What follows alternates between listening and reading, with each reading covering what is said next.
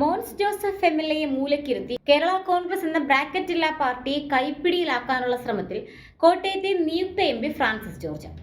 കോട്ടയത്ത് എംപിയുടെ പേരിൽ ഒരു ഓഫീസ് തുറന്നുകൊണ്ടാണ് മോൻസ് ജോസഫ് എംഎൽഎയുടെ തട്ടകത്തിൽ ഫ്രാൻസിസ് ജോർജ് തന്റെ പുതിയ പോർമുഖം തുറന്നിരിക്കുന്നത്. കഴിഞ്ഞ ഒരു മാസക്കാലത്തോളം അമേരിക്കൻ സന്ദർശനത്തിലായിരുന്ന മോൻസ് ജോസഫിന്റെ അസാന്നിധ്യം ഫ്രാൻസിസ് ജോർജിന് ലഭിച്ച ഒരു സുവർണാവസരം കൂടിയായിരുന്നു. തിരഞ്ഞെടുപ്പ് കാലത്ത് മോൻസിന്റെ അജ്ഞതകളെല്ലാം അതേപടി അനുസരിക്കേണ്ടി വന്ന ഫ്രാൻസിസ് ജോർജ് ഇപ്പോൾ അതിനെല്ലാം തിരിച്ചടി നൽകാനുള്ള തയ്യാറെടുപ്പിലാണ്. തെരഞ്ഞെടുപ്പ് കാലത്തെ മോൻസിന്റെ ഏറ്റവും വലിയ ആവശ്യം ഫ്രാൻസിസ് ജോർജിന്റെ പഴയ സുഹൃത്തുക്കളെയും സഹപ്രവർത്തകരെയും തെരഞ്ഞെടുപ്പ് പ്രചരണത്തിൽ നിന്നും മാറ്റി നിർത്തണമെന്നും അവർക്ക് തെരഞ്ഞെടുപ്പുമായി ബന്ധപ്പെട്ട ഒരു ചുമതലകളും നൽകരുത് എന്നതുമായിരുന്നു.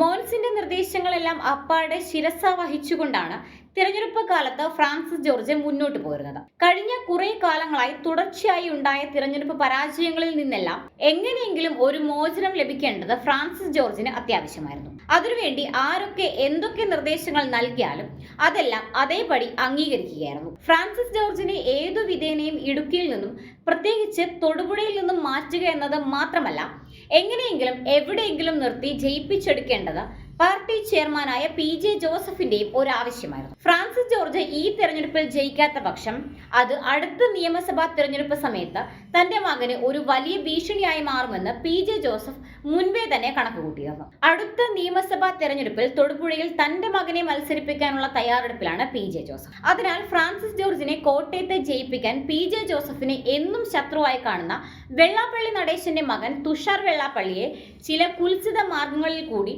കോട്ടയത്ത് NDA സ്ഥാനാർത്ഥിയാക്കുന്നതിനായി ചില നീക്കങ്ങൾ നടത്തിയതായി പൊതുജനങ്ങളുടെ ഇടയിൽ സംസാരമുണ്ട്. എന്തായാലും ഫ്രാൻസിസ് ജോർജ് കോട്ടയത്ത് ഓഫീസ് തുറന്നത് മൂലം കോട്ടയം ജില്ലയിൽ മോൻസ് ജോസഫും ഫ്രാൻസിസ് ജോർജും തമ്മിൽ മത്സരിച്ച് പ്രവർത്തിച്ച് പാർട്ടി വളർത്തട്ടെ എന്നതാണ് PJ ജോസഫിന്റെ നിലപാട്. ഫ്രാൻസിസ് ജോർജ് തന്റെ പ്രവർത്തന മേഖല കോട്ടയത്തേക്ക് മാറ്റുന്നതോടെ തന്റെ പഴയ സഹപ്രവർത്തകരെ ഇനി കൂട്ടത്തിൽ ചേർക്കുമോ അല്ലെങ്കിൽ ചേർക്കാൻ മോൻസ് സമ്മതിക്കുമോ എന്ന ചോദ്യത്തിന് ഉത്തരം കിട്ടേണ്ടതുണ്ട്. UDFിലെ ഘടകകക്ഷിക്കുള്ളിൽ നടക്കുന്ന വടംവലികൾ വരുന്ന അസംബ്ലി ഇലക്ഷനിൽ UDFിന്റെ ജയസാധ്യതകൾക്ക് മങ്ങലേൽപ്പിക്കുമോ എന്ന ആശങ്കയിലാണ് ജില്ലയിലെ കോൺഗ്രസ് നേതൃത്വം.